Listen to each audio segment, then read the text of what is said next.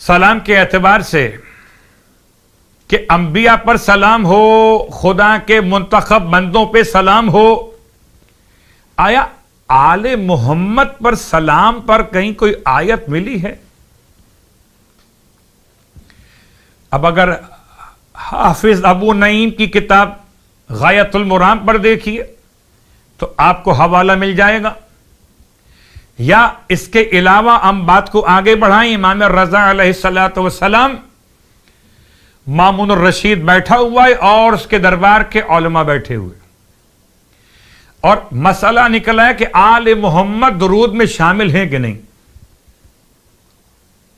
امام علیہ السلام نے آیہ درود کی تلاوت فرمائی، ان اللہ و ملائکتہ یصلون علی النبی یا ایھا الذین آمنوا صلوا علیہ وسلموا تسلیما۔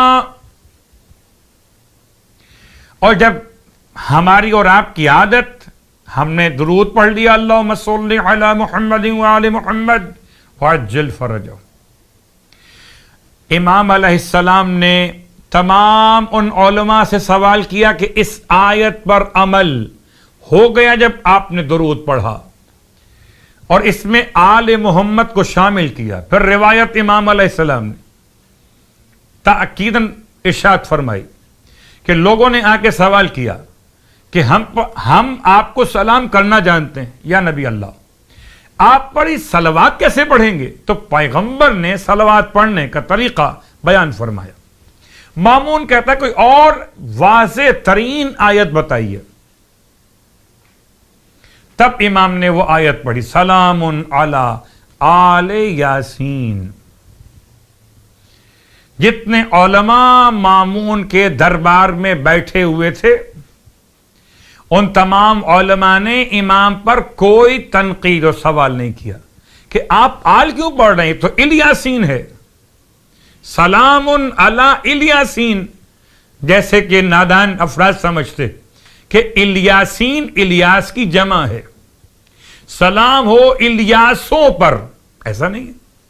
مامون کے دربار میں جتنے علماء بیٹھے ہوئے، مکاتب ہائے فکر الگ الگ رکھتے تھے، سب نے قبول کیا کہ سلام علی آل یاسین۔ امام نے مقدمہ قائم کیا، فرماتے ہیں بتائیے آپ علماء کے نزدیک یاسین سے مراد کون ہے؟ سارے مسلمان نے مل کر ایک جواب دیتے، علماء بیٹھے ہوئے، کہ یاسین سے مراد ختم یہ مرتبت احمد مجتبی محمد مصطفیٰ صلی اللہ علیہ وآلہ، کہ اگر یاسین سے مراد ہیں ختم یہ مرتبت تو آل یاسین سے مراد کیا ہوئے؟ سلام علی آل یاسین، یعنی سلام علی آل محمد، سلام ہو آل محمد پر۔ تو قرآن مجید فرقان حمید نے لفظ سلام کو آل سے مخصوص کیا، سلام علی آل یاسین۔ پھر اس کے ساتھ ساتھ علامہ فخر الدین رازی نے اپنی تفسیر قرآن کے اندر بھی آل یاسین پڑھا ہے، الیاسین نہیں۔ تو سلام علی آل یاسین، جس کو یاسین سمجھ میں آ گئے اس کے لیے آل یاسین سمجھنا آسان ہو گیا۔ بہت غور کیجئے گا، اب خدا کا بڑا احسان ہے، شکر ہے مالک کا کہ جب سے سوشل میڈیا پر اہل بیت کے فضائل پڑھے جانے لگے اس وقت سے لفظ علیہ السلام آہستہ آہستہ رائج ہو رہا۔